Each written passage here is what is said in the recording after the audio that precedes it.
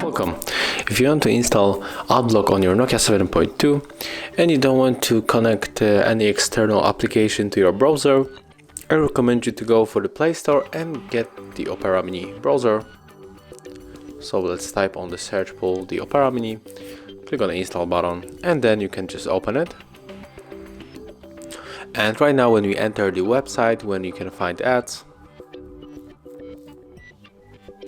there's the notification that free ads were blocked, and also we can click it to check it, like that.